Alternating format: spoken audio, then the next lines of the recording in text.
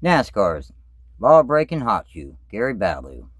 Gary Balough has done a little bit of racing at several levels of motorsports, making starts in the NASCAR Cup Series, the Busch, now Xfinity Series, the Craftsman Truck Series, the All Pro Series, late models, and dirt modifieds, winning over 1,000 races throughout his short track career, making it all the way to the NASCAR Cup Series before some questionable decisions from his past would suddenly catch up with him at just the worst possible time.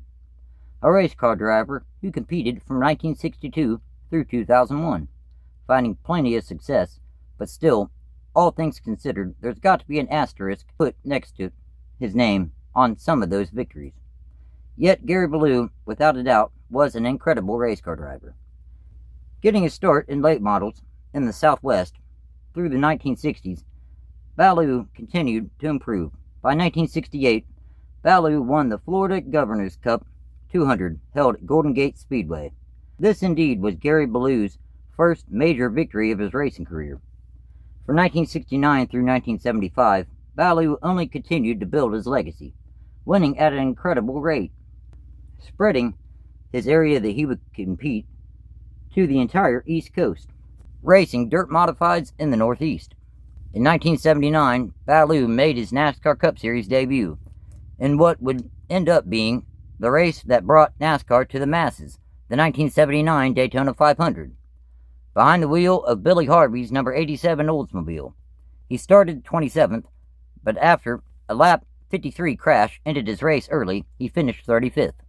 Mario Rossi served as his crew chief in 1979. In 3 starts throughout the season, Balough's best start was 14th at Pocono in the summer, and his best finish was 16th at Daytona in the summer, taking home the Syracuse 200 victory 4 times at Oswego Speedway in 1976, 77, 78, and 1980. In 1980, Balough turned the modified racing world upside down when he debuted the number 12 Batmobile, after the car's revolutionary design led Balough to being seconds quicker than the rest of the field, also leading it to being dubbed illegal following the 1980 Dirt Week.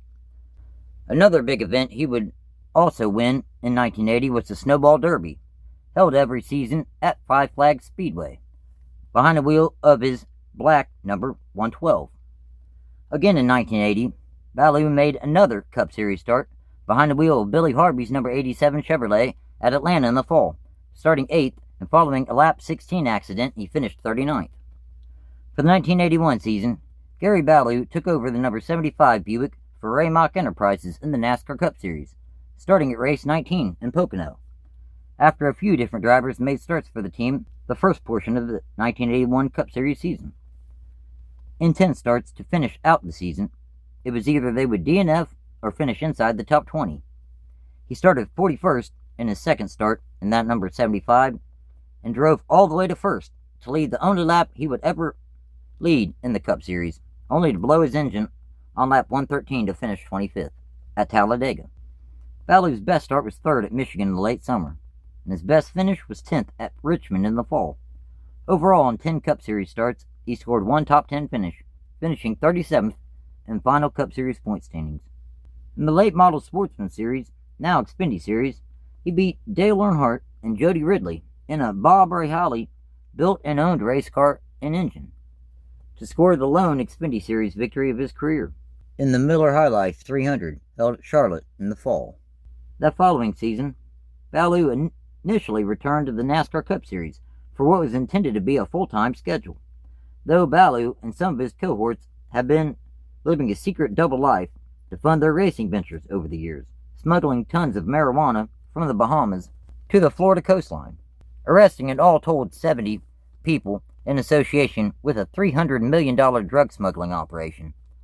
Arrested a few days after finishing 11th in the 1982 Daytona 500, he was bonded out for $100,000 before the Cup Series' next race in Richmond. Balough would only make the first 5 starts of the season behind the wheel of the number 75. His best start was 11th at Richmond in the spring, and his best finish was 7th at Atlanta also in the spring. Overall, in 5 starts, he scored 1 top 10 finish. Also in the Xfinity Series, he made 1 start at Daytona in the spring, behind the wheel of Butch Mock's number 75 Pontiac, starting 33rd and finishing 4th.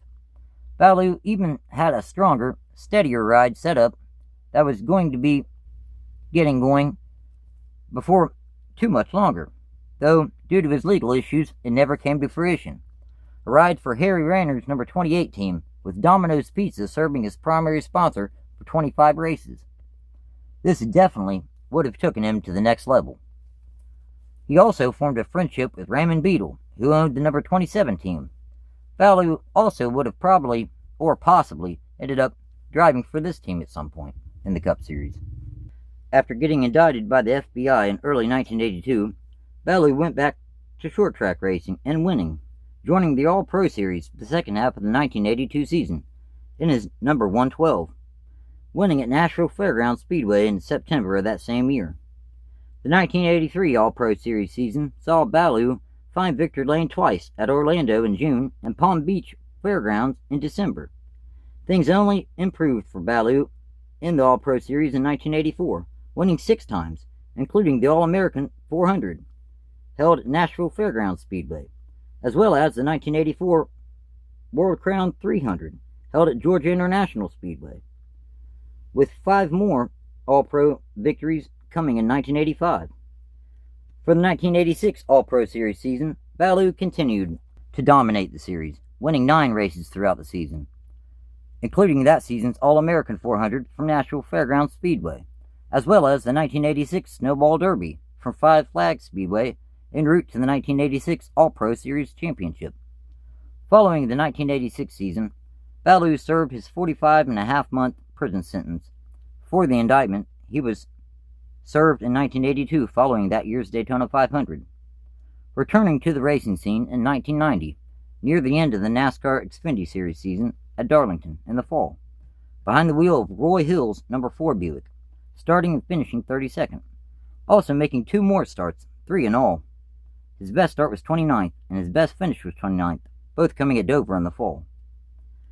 The 1991 NASCAR Cup Series season saw Gary Balough make his return to the series following his legal troubles, attempting the Daytona 500 behind the wheel of Ken Allen's number 34 Chevrolet, starting 22nd, finishing 20th in his 125-mile qualifying race, unfortunately missing the Daytona 500 field. Later in the season, he would make 2 starts for Jim Rosenblum. His best start was 34th, and his best finish was 39th, both coming at Charlotte in the fall, behind the wheel of a number 27 Pontiac. Also, Balough made his return to the All Pro Series at Five Flags Speedway on July 12, 1991, behind the wheel of a number 50 Chevrolet for Cloyer Motorsports, starting first and leading the first 44 laps before a mechanical failure ended his race on lap 45, leaving him to finish 25th. Making 6 All-Pro Series starts in that number 50 throughout the remainder of the 91 season. His best start was first twice, at Mobile and Greenville Pickens in the summer, and his best finish was first also twice, at Richmond and Greenville Pickens in the summer. The final All-Pro Series start of his career came at Five Flags Speedway in the final race of the 91 season, behind the wheel of James Finch's number 12 Phoenix Construction Chevrolet, starting 14th and finishing 25th, after a crash ended his race early on lap 225. Overall, in 7 All-Pro Series starts, he scored 3 poles, 2 wins, 4 top 5s, and 4 top 10s.